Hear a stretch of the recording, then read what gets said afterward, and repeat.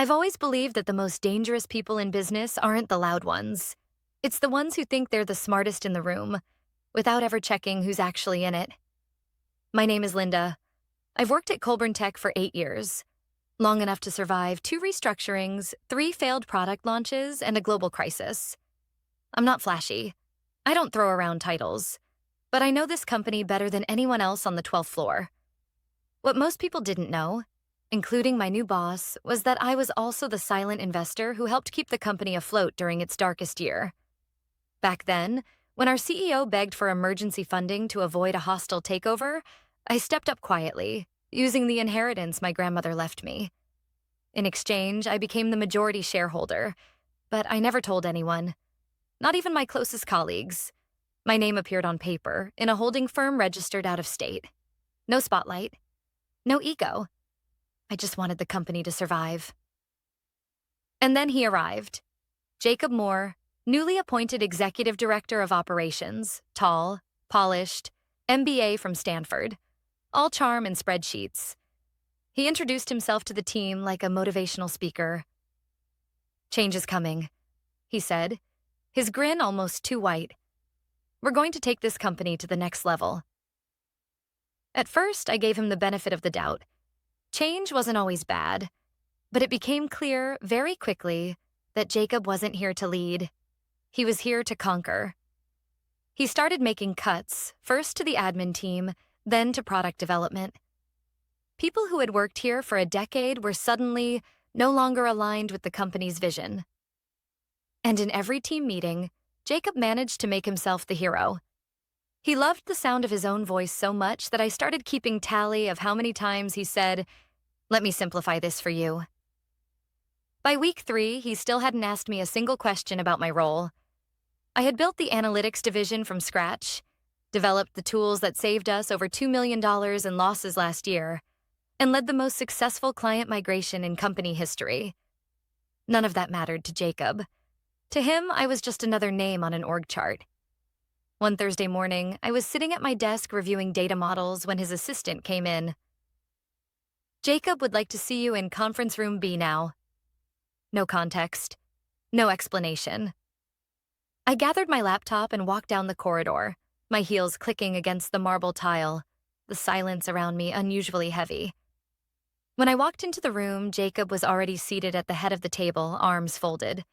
The blinds were drawn, the lights too bright. "Linda," he said without looking up, "let's keep this brief." I sat down, calm but alert. He finally looked up. "I've been reviewing your department's output. Frankly, I'm not impressed. The tools you've built are outdated and your team seems to lack initiative." I blinked once. "Outdated according to..." He shrugged. "Industry standards, metrics, gut instinct, doesn't matter. Bottom line is we're streamlining. And I think you've plateaued." There was a pause. Then he leaned forward and said it. "You're replaceable. You add nothing here." The words didn't sting, not the way he probably expected.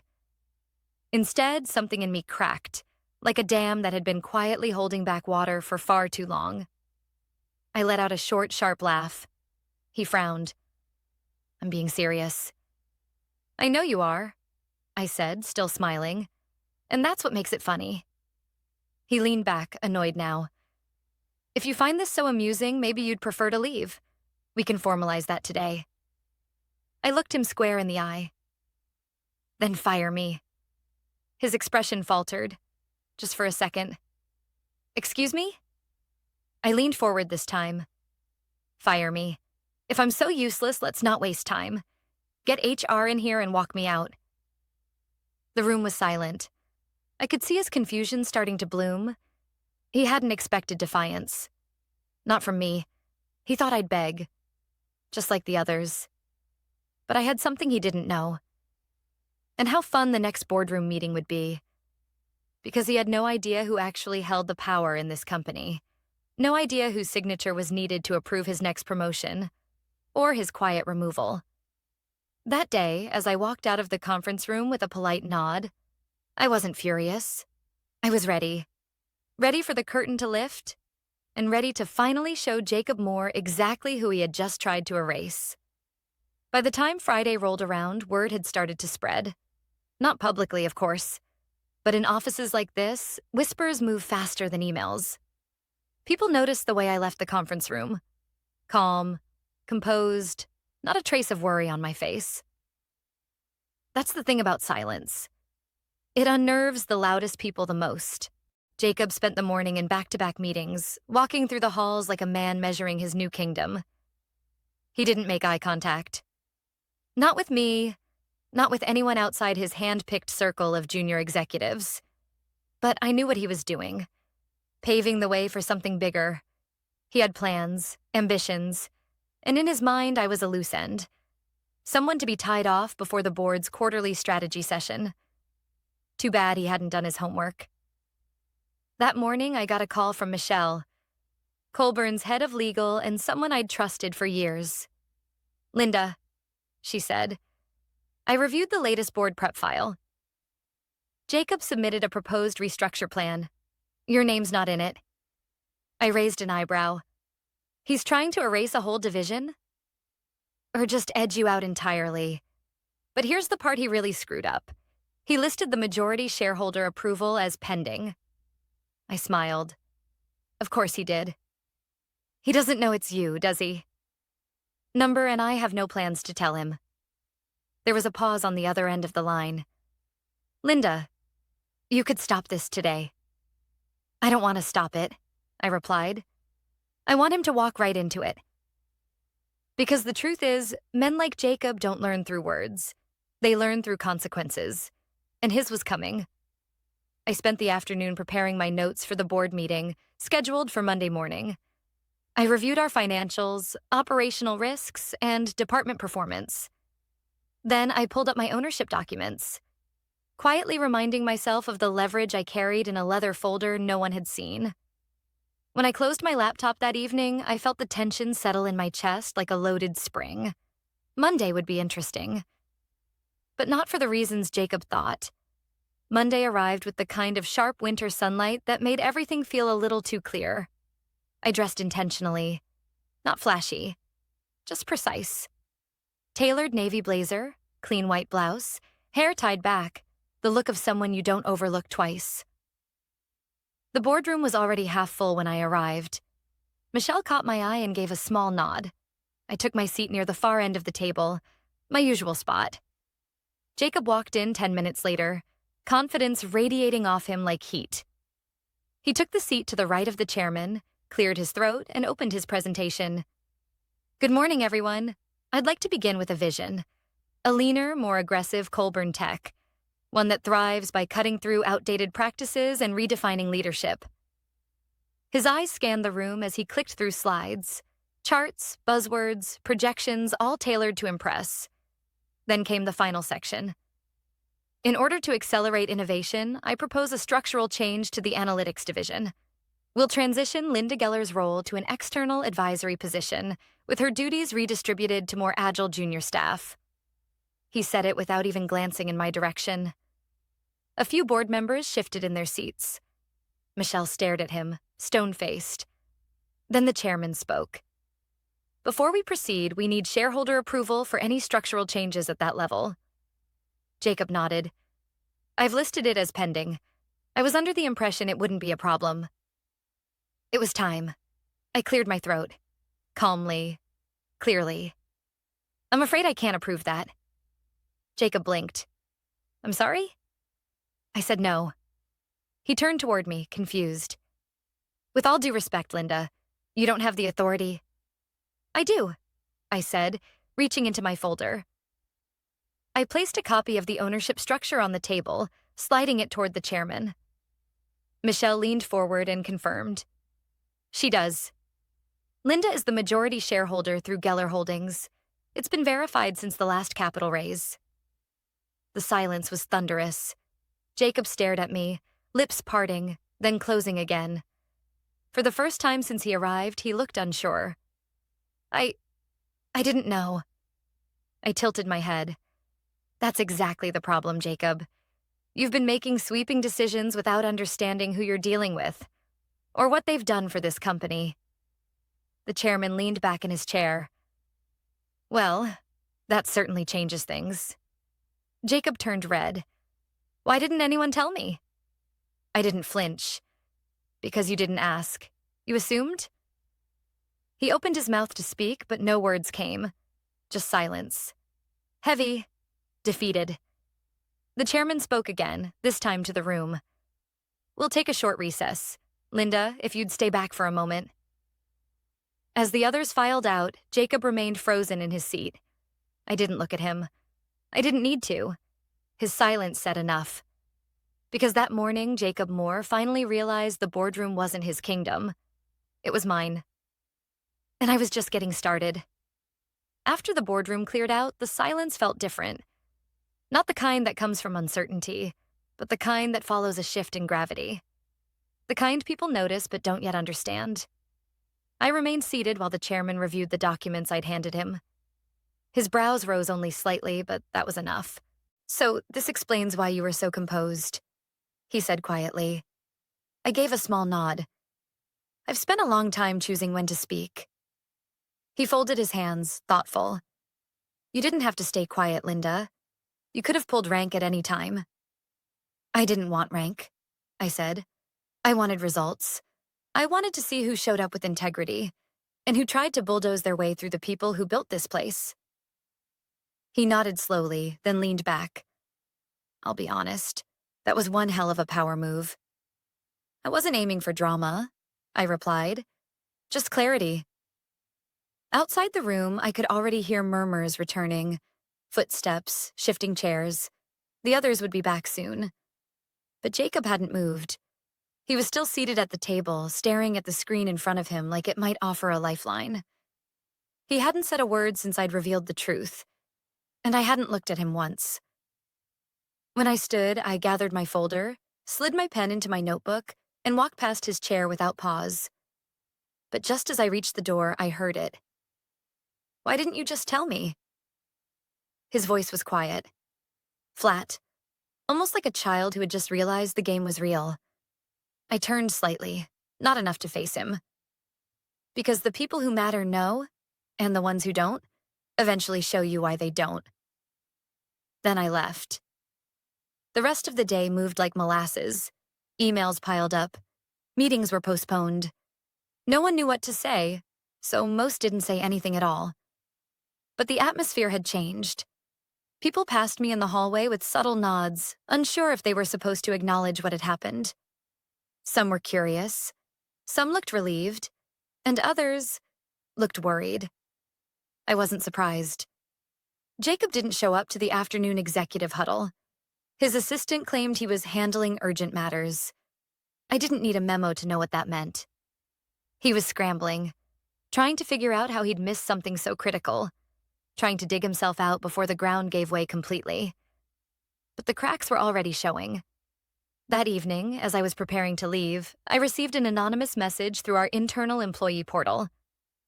Thank you. You don't know me, but I've watched him steamroll half my team these past few weeks. It means a lot to see someone finally stop him.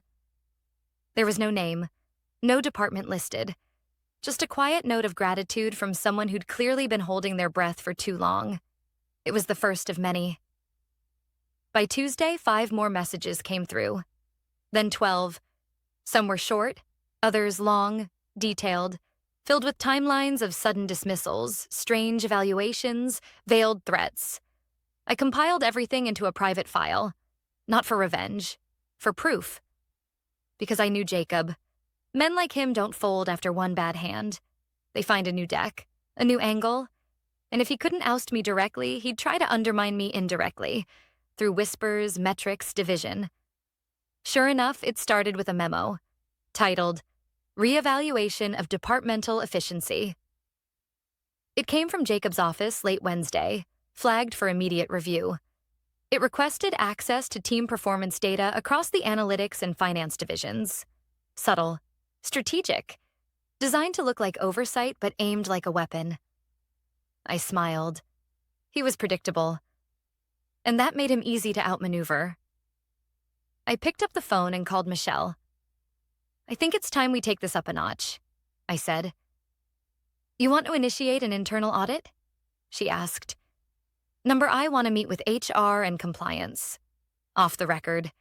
I'm not accusing anyone of misconduct. Yet. But I want a record of everything that's happened since Jacob arrived. There was a pause. Then, understood. That night, I stayed late again. Not because I had to, but because I needed to think. I walked the empty halls, the fluorescent lights humming above me, the city skyline glowing faintly through the floor-to-ceiling windows. 8 years. 8 years of building, supporting, fixing things quietly. And now finally, someone had tried to erase me, only to find out I owned the pen. But this wasn't over. I could feel it in the air. Jacob wasn't done. He was licking his wounds, waiting, plotting his next move. And whatever it was, I'd be ready. By the following Monday, Jacob was back in the office. He walked with that same overconfident stride, nodding to people like nothing had happened, like the board meeting hadn't exposed the single biggest oversight of his career. That was the thing about Jacob. His ego was both his armor and his blindfold. And now it was beginning to crack. But instead of challenging me directly, he shifted tactics. That week, I noticed small, subtle changes. First, it was the data permissions. My team suddenly lost access to 2 of the core reporting dashboards we'd used for years. When I contacted IT, they said the change came from an executive directive. Streamlining workflows, they called it. No one would admit whose directive, of course. But I didn't need to ask. Next came the client meeting shuffle. My scheduled presentation with our largest analytics partner was reassigned. I only found out when my calendar sent me a cancellation alert, 15 minutes before the meeting. When I followed up, Jacob's assistant said it had been rerouted to better align with operational leadership. I could feel it happening. He wasn't coming for my job anymore. He was coming for my credibility. It was slow, intentional, a quiet sabotage. He wanted the perception of my influence to erode, inch by inch. Not by confrontation, but by control. He was betting I'd get tired, that I'd get paranoid, lash out, or simply give up. But I'd seen this tactic before. Years ago, fresh out of business school, I'd worked under a manager who had done the exact same thing to a woman on our leadership team. Whisper campaigns, strategic exclusion, private criticisms masked as concerns. She eventually left, exhausted, isolated. I hadn't had the voice to speak up then, but I do now. That Wednesday, I asked Michelle to lunch. We met at a quiet place off campus, a small cafe with worn leather booths and dim lighting. I laid out the pattern, the access blocks, the reassignments, the tone of Jacob's new memos. He's isolating you, she said after a long sip of her coffee. Yes, I said. And I want to respond the right way. Not react. Respond. Michelle nodded. Start documenting everything. Not just incidents, emails, meeting logs, timestamps. If he's creating a hostile work environment, we need evidence.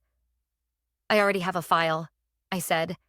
And I've started getting quiet messages from others. People he's sidelined. People who are afraid to speak. She leaned in. How far are you willing to take this? I didn't answer immediately. Then, as far as I have to. I won't be pushed out of the company I helped save. Not by a man who walked in with a shiny resume and a superiority complex. Over the next few days, I became meticulous. I logged every delay, every denial of access, every meeting I was removed from. I kept screenshots, recorded call summaries, even voice memos when I left certain discussions. My inbox became a journal, my calendar, a map of microaggressions. Then something strange happened. I received a forwarded message, an email Jacob had sent to the chairman, CCing 2 board members. It had been accidentally sent to me by one of the recipients. A quiet ally, I suspected. The message was short, clinical. Linda has shown signs of disengagement. I'm concerned about her leadership viability long term. She's missed several meetings and seems increasingly uncooperative. I stared at the screen. Disengaged. Uncooperative. Words used not to describe, but to erase. This was it. His next move. He wasn't just sabotaging workflow, he was creating a narrative. One where I was the problem. One where he could push for my removal not with malice, but with plausible deniability. I took a deep breath and flagged the email. This time, I wouldn't stay quiet. The next morning, I called for a closed-door meeting with the chairman and Michelle. I presented my file. Calmly, cleanly, without emotion. Just facts, dates, patterns, evidence. When I finished, the room was silent. Then Michelle spoke. This is coordinated, calculated, and it's not just you. It's company resources being manipulated to undermine a senior executive. The chairman folded his hands. You've handled this with impressive restraint, Linda. I met his eyes. I didn't come to burn bridges, but I won't let someone slowly torch my reputation just to protect their own ego. He nodded. Leave it with us. There's a board ethics committee meeting next week. Jacob will be invited to present his leadership case. Will I be allowed to attend? You won't just attend, he said. You'll speak. As I left the room, I felt something I hadn't in weeks. Certainty. Jacob had underestimated me once. That had been his first mistake. Now he was trying to rewrite the story. And next week, I'd make sure the board knew the truth. In my own words. Because I wasn't just a shareholder or a department head. I was the warning he never heard coming. The board ethics meeting was scheduled for Tuesday at 9 a.m. I arrived 10 minutes early. Not because I was nervous, but because I wanted them to see I wasn't hiding. The executive conference room was unusually still. No chatter, no light jokes, just silence, broken only by the quiet clicking of laptops and the occasional sip of coffee. Michelle met me outside the glass door. Are you ready for this? She asked. I nodded once. I've been ready since the day he tried to erase me. Inside, the board members were already seated. The chairman, the CFO, 2 senior advisors, and the company's external HR counsel. At the head of the table sat an empty chair. For Jacob. He arrived at exactly 8:59. Still polished, still smug. But this time, his smile didn't quite reach his eyes. Good morning, he said, voice smooth. Appreciate everyone being here. The chairman nodded. Jacob, you've been invited to respond to several internal concerns raised about your leadership conduct over the last 6 weeks. You'll have time to present your perspective. Then we'll hear from Linda. Jacob gave me a tight glance, as if this were just another performance to get through. He opened his folder, cleared his throat, and began. I believe what we're dealing with is a simple matter of operational misalignment. I was brought in to optimize performance. Unfortunately, some individuals have taken strategic decisions personally, particularly those involving role realignment and departmental efficiency. He spoke like a textbook. Cold. Rehearsed. Linda Geller has been an asset to this company. But over the past month, her behavior has changed. She's withdrawn from key projects, resisted collaborative input, and, frankly, created an atmosphere of tension that's been reported by several colleagues. He paused to let the words settle. A subtle smear, dressed in professionalism. He continued.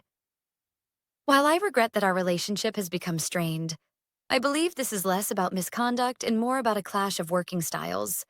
I'd like to move past it. Focus on solutions. When he finished, the room was still. He leaned back slightly, pleased with his delivery. Then it was my turn. I didn't stand. I didn't raise my voice. I simply opened my own folder. I'd like to clarify a few things, I said, looking at each board member one by one. The decisions Jacob refers to weren't strategic. They were targeted.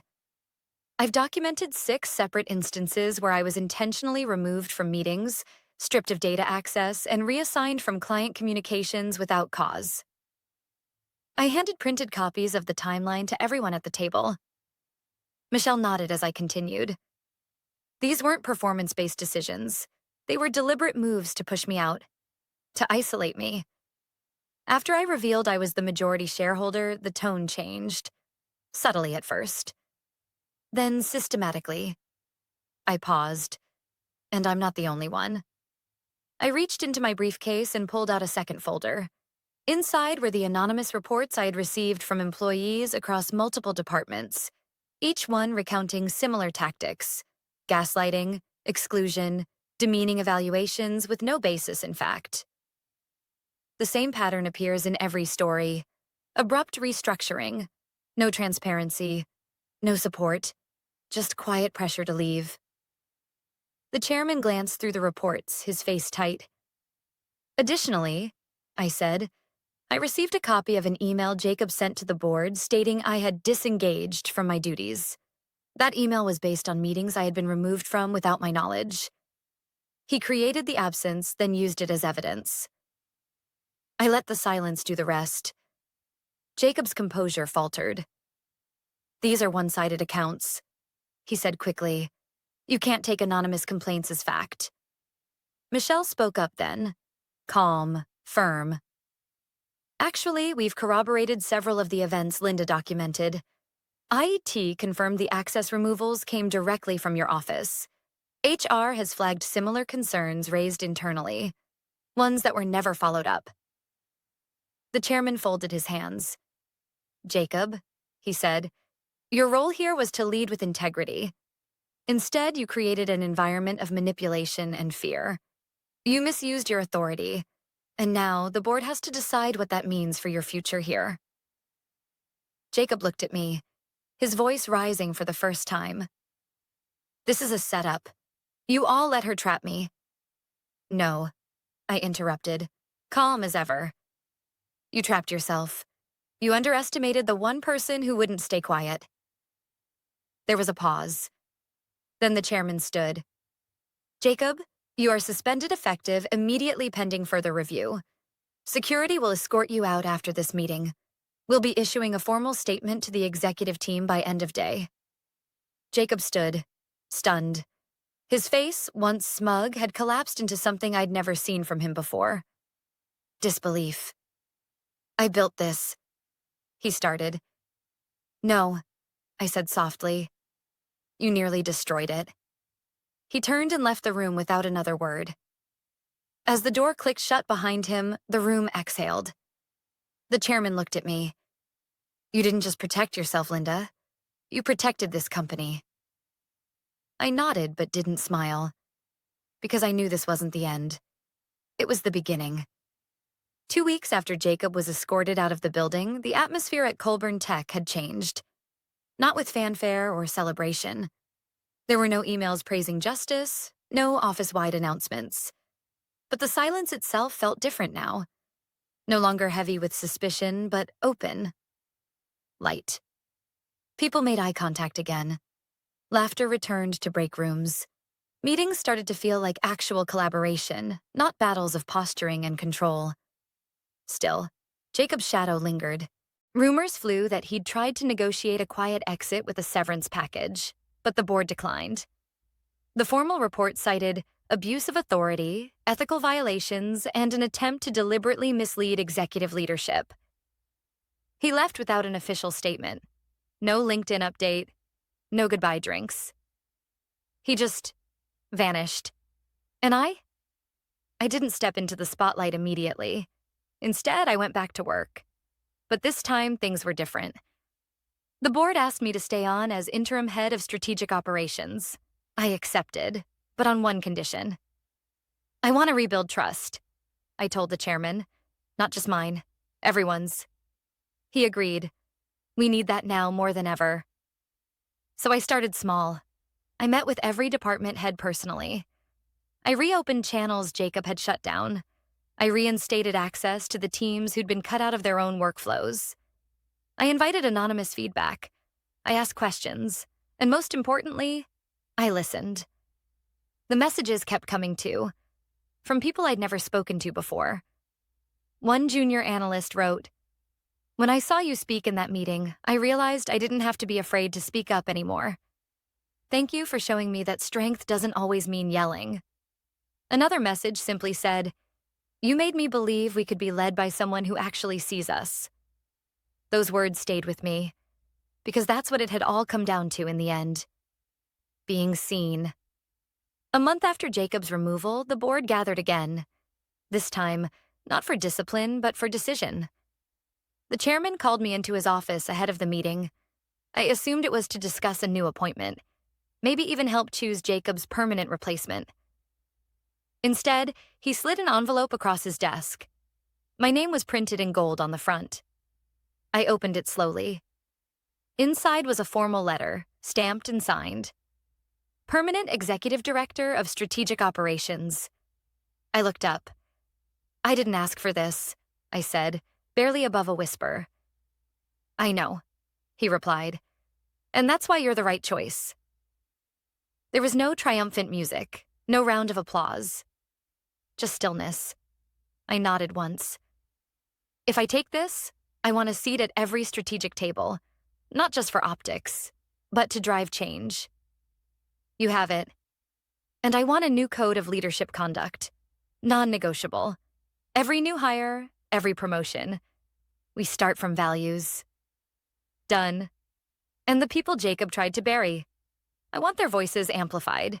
No more silencing talent because it's inconvenient. You're shaping the culture now, he said. We're just following your lead. That night, I stayed in the office long after everyone had gone home. I stood by the window, looking out at the city, its lights flickering like stars trying to stay lit in fog. I thought about my first day here, 8 years ago.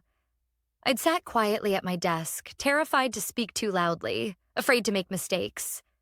I'd watched others rise by noise and proximity, while I kept my head down, working, waiting. I used to wonder if anyone ever noticed. Now I know they did. Eventually. The next morning, I removed Jacob's old nameplate from the glass wall of his former office. I didn't replace it with mine. Instead, I had a new one made. Integrity is not optional. 3 words, but everyone understood what they meant. Because leadership isn't about control. It's about clarity, respect, responsibility. And the people you lead will never forget how you made them feel. I know now that power doesn't always look like shouting in meetings or pounding fists on tables. Sometimes it looks like a woman quietly sitting through an ambush, then walking out stronger. Sometimes it's knowing when to speak, and sometimes it's knowing when to let silence speak for you. I didn't win because I had the title. I won because I never lost sight of who I was, even when others tried to rewrite the story. And that's a kind of power no one can take from you.